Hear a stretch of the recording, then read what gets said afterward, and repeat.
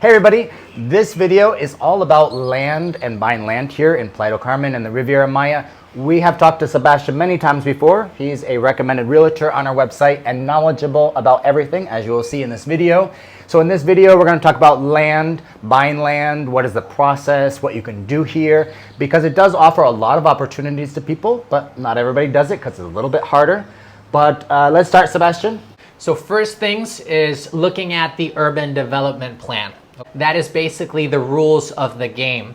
That's where we will find the different types of zoning in the city, right? The different types of density that you can do. If it's residential, if it's commercial, if it's mixed use, if it has a higher density, a lower density. So that is the first roadmap that I would suggest any buyer to look into it. So how can an average buyer find out those plans? We have all those plans. So if you want them, just send us a comment and we can send you the urban development plan. And as far as emailing, we'll put his email link, not to our website because he has that information. So you can email him directly. In Playa del Carmen, what are the options people have to buy land, the different areas and different types of property? So basically, Playa del Carmen is land banked. So you have Corazol, which is a gated master plan community towards the north of the city. You have the Coyote Golf Course, and inside that master plan community, you have residential lots, and you also have master plan lots for developers, right? Condominium lots.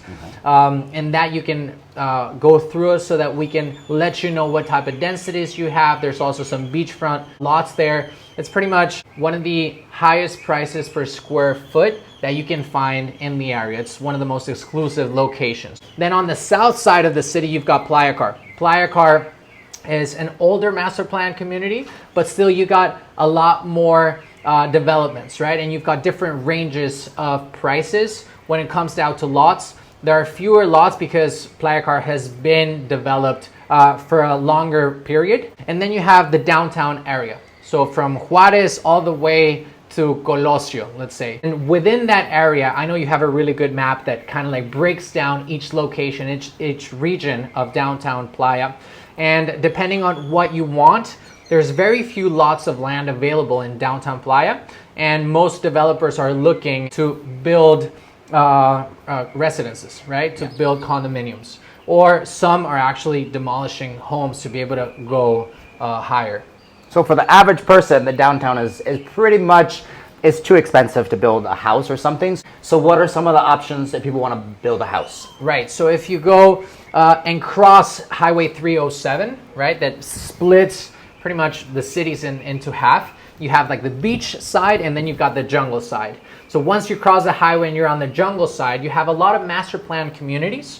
And there's some developers that have really good track record that have delivered really good quality amenities, and the entire infrastructure of these master plan communities is top notch, is beautiful. But there are also other master plan communities that sound really good on renderings and the brochures are beautiful, but they don't have the track record, and the people that are behind those projects are not going to complete what they're saying. So we're very, very careful on what projects we send out to our clients. We cherry pick the developers that we know have the funding, that have the permits, that have everything that's needed to be able to deliver exactly what they're promising to buyers, right? Because we've seen a lot of these like eco-friendly master plan communities where maybe, I don't know, a local just gives a big lot of land to a developer and they subdivide the lots and they claim that they're going to build this really incredible amenities and all the infrastructure, right? And at the end of the day, they deliver the lot of land, but without all the amenities. And that's what you paid an extra for. There's several different master plan communities where you can buy lots on the other side of the highway. And of course, just city too. You can buy land and build something. So there's that. And then if you get outside of Playa, what opportunities do you have outside of Playa? If you go a little bit further down south towards Tulum, you also find Pamul, you find Puerto Aventuras. So in Puerto Aventuras, you can find Gulf front lots, you can find Marina front lots. So if you own a boat and if you like the nautical lifestyle, Puerto Aventuras will be your place. That's the perfect place. That's the perfect place, one of the safest private residential communities in the entire Riviera Maya. I mean, kids go to class in their golf carts at age 7 or something. It's really driving, yeah, or on their bikes, you know.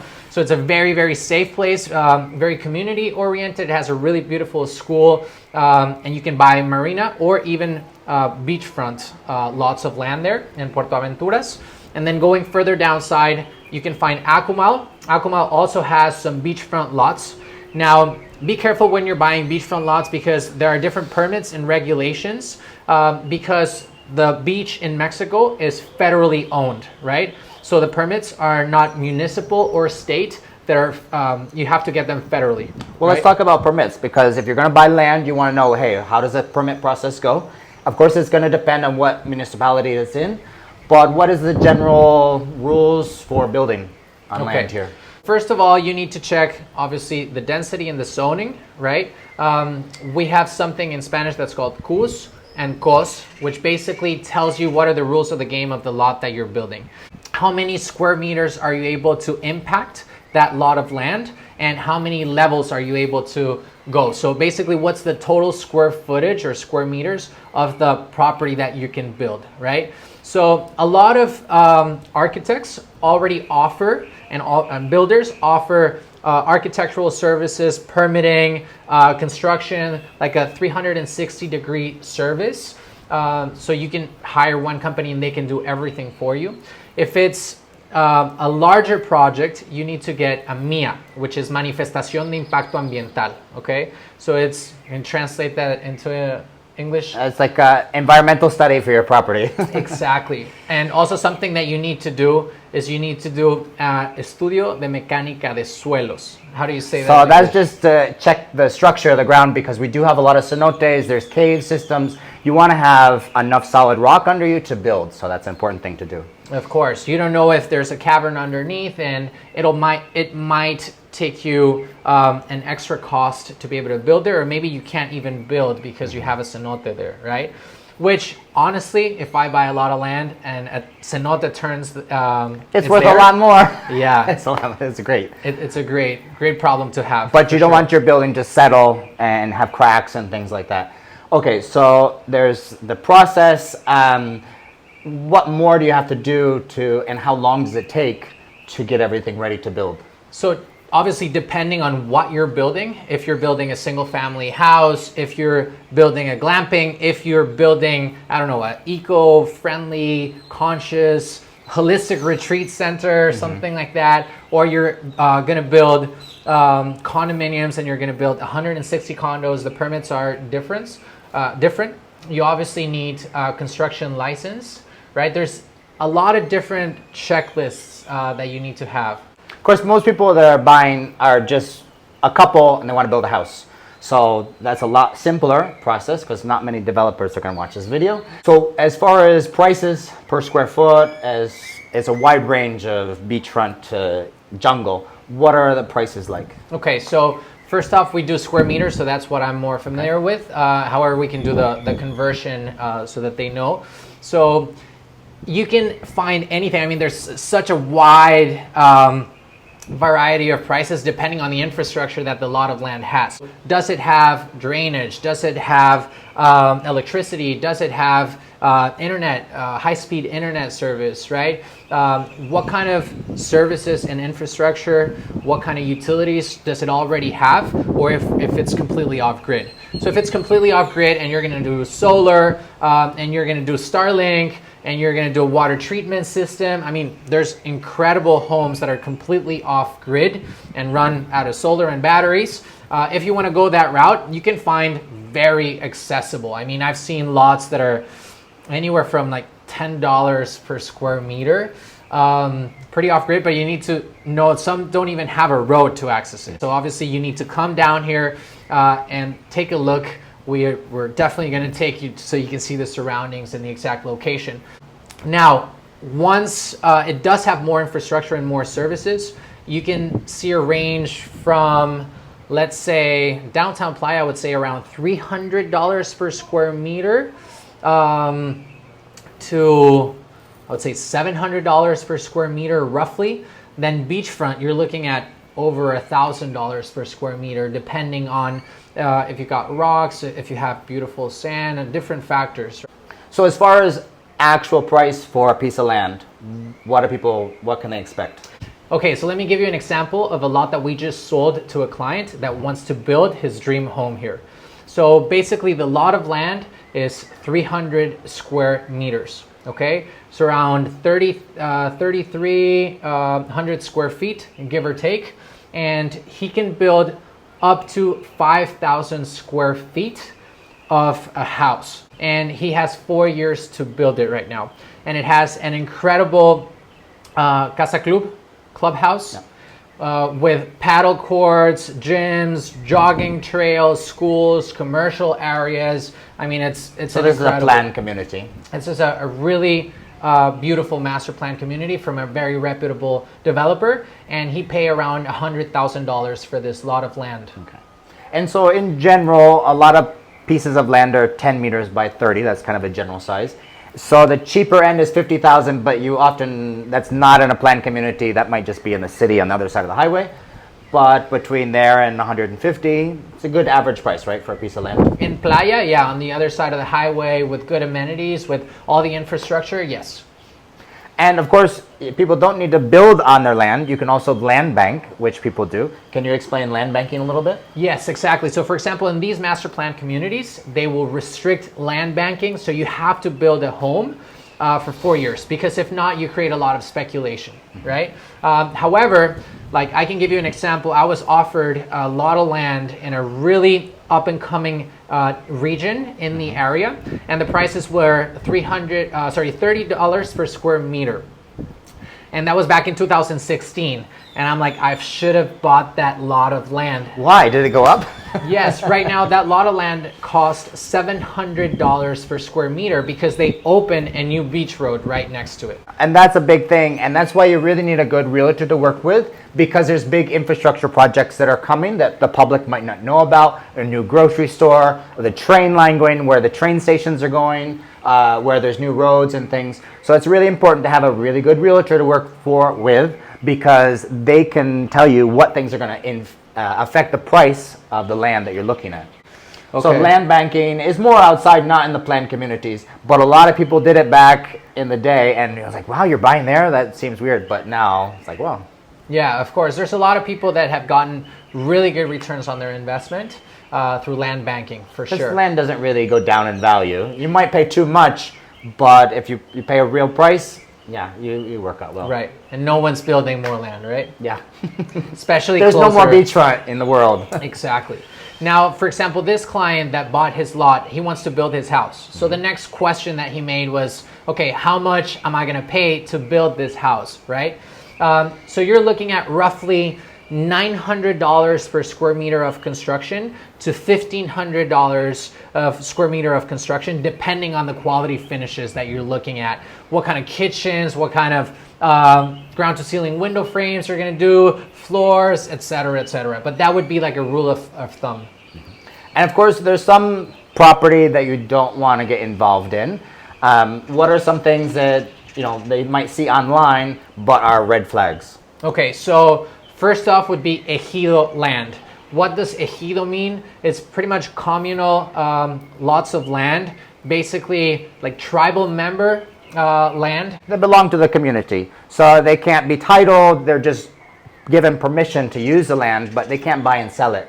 So people try to buy the land, and again, for a lot of problems. It's a very high risk investment. I thought I knew it all, and around 10 years ago, I bought an ejido lot. And I got the best lawyers. I was like, okay, these people are going to be able to help me out, and this is a really good deal. And then 7 years after, I ended up paying for the lot of land twice. So I had to pay it again because there were so many problems. It's so difficult. So I would say stay away from ejido lands. It's a very, very high risk unless you know what you're doing, and still very risky. Another one that I see all the time is these eco-friendly developments outside of cities. And they say, oh, you can buy a piece of land and we're going to put all this infrastructure in and everything. 90% of the time, they don't work. They're a bad investment. They never get built. There's a lot of entrances to these planned developments that nothing has been done with. Yeah. So don't fall for that, oh, I want to have this eco-friendly lifestyle and buy into these, because it's basically someone just trying to sell land and they don't have a full plan and it doesn't work. So Yeah. that's another one. I agree. What other red flags or bad ideas for land that are in the area? Access to land, and what you need to do is, obviously, once you work with a trustable real estate agent that has his license valid, because not a lot of realtors have a valid license in the state of Quintana Roo, they will recommend you working with a real estate attorney. And a real estate attorney will go to the public registry and give you a title report of that lot of land, make sure that there's no liens, no encumbrances, that there's only one single owner, right? So that's something that you need to do, so that you're able to get that deed and title, if it's either a fideicomiso, if it's a bank trust, or if you do it through a Mexican corporation, but it's titled to your name. All right, so a couple extra things with just buying property. Is the closing process a little faster or easier than buying a condo? It is. You don't have a lot of contingencies, you don't have furniture, so yeah, it's a faster and easier close. And then if you go to build a house, what's the average time frame it takes to build a house here?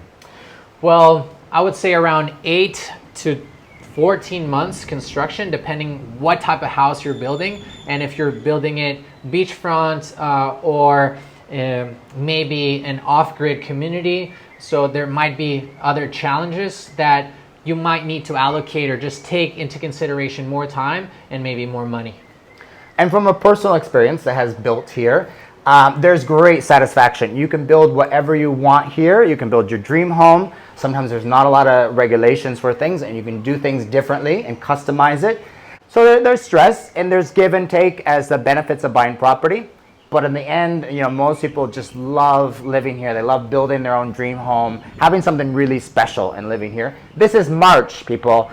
This is the weather right now. So, I mean, it's year-round, really nice weather. You can really enjoy the lifestyle here. Yeah, 300 days of sunshine, mezcal margaritas. You can have solar power easy here. Of course, yeah, I agree, definitely. You can also buy lots that have pre-built modular homes, which are really cool. So it lowers down the stress, and you can choose between different options of floors and kitchen counters, like the key things that maybe you want to customize. But you get all that stress off, right? And you have like 4 or 5 different floor plans that you can pick from. So design-wise, you have certain options, right? You can customize it, you can play with it, but it's not a very stressful process if you don't like to do it from scratch. Yeah. If you're a super creative person and you want to create a dream, then yeah, it's a perfect place to do it. Yeah. Or if you want to do it all yourself and get involved, everything is very different here, the construction methods and everything. But there's lots of different ways of going about building a house here, where you can be really hands-on, or you can stay in your other country and then build it and then just come and enjoy it. So that is a little bit more about buying land here in the Riviera Maya. Be sure to check out our other videos. We have done videos about beachfront. We've done Playa del Carmen real estate videos. Also different areas of the Riviera Maya, in case you're interested in different areas like Bacalar. It's another up-and-coming area. And if you are interested in talking to Sebastian, we'll put his link in our article, which will be for this video. There'll be more information in our article because we can always change it and add stuff there. But we'll have his email contact, so you can reach out to him or his business associate, because they both are very knowledgeable about the area, and you're in good hands with them. We don't sell real estate at our website, but we refer you to great services here, like transportation services, real estate services, rental services, so you can be in good hands. So thanks for watching this video, and we'll see you online.